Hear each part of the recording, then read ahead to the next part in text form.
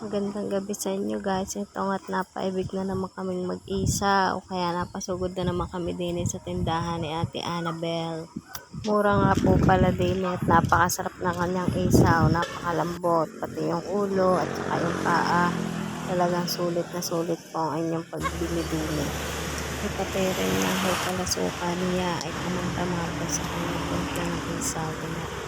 Aray nga po at patapos ng iihaw aring aming mga biniling aray ay napakasarap, nakakapaibig talaga. Kung kayo nga pala ay malapit lang din na kayo bumili sa tindahan ng Ate Annabel, talagang sulit na sulit ang inyong ibabayad. May mga tinda din pala siya dito na balot, penoy, siomay, siopaw. Kayo na ang mamimili kung anong gusto ninyong orderin. Talagang lahat ay nadidili na. Sabi nga ay order lang ng order hanggat gusto. Kapag bayaran na ay di bahala na din kayong magbayad. Ito nga tapos ng aming pinaluto. Pinakita na din ng ate ang kanyang suka na 2 balot. Yun nga pala ay mahanghang at saka yung hindi mahalang. Alam na yan ng ate pagka kami bumili, talagang 2 suka ang ibinabalot na yan. Wala tayo nang umuwi at nang makain na yung mga isaw na yan. Tara at samahan nyo kaming kumain din sa aming munting bahay. Yan, tas may 2 suka, yung hindi mahanghang at saka yung mahanghang.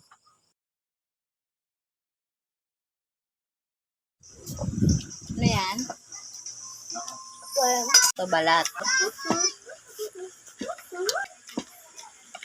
Ulo.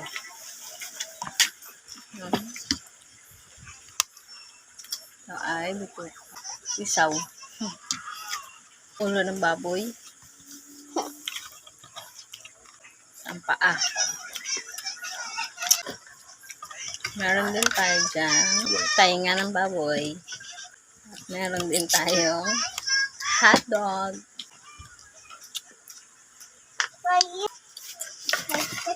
Ano yan? Akala. Ito na. Sauce. Wala sauce. Kain tayo ng ulo. Yung sauce. Oh. Yeah.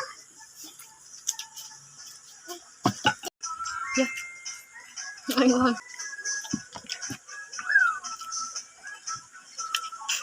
Ba.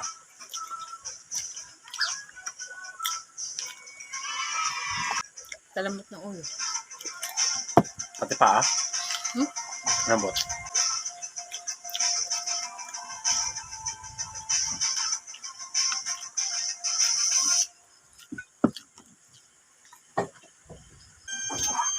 Balati na lang.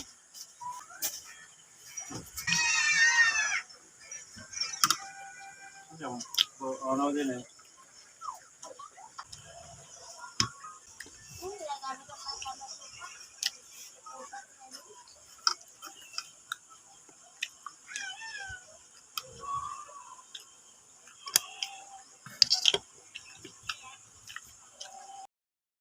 Tainga ng baboy. Ito ang pinaka-favorite ko sa lahat. Maligat-ligat.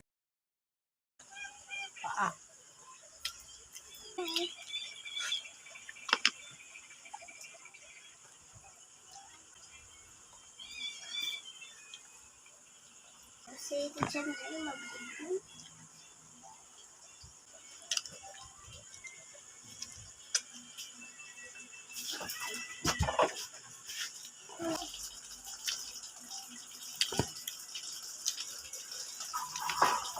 Salamat nga po pala sa panonood ng aking video. Huwag niyo po kalimutan mag-iwan ng comment, pa-like and pa-share na din po ng ating mga videos. Thank you sa inyong panonood guys. Bye-bye!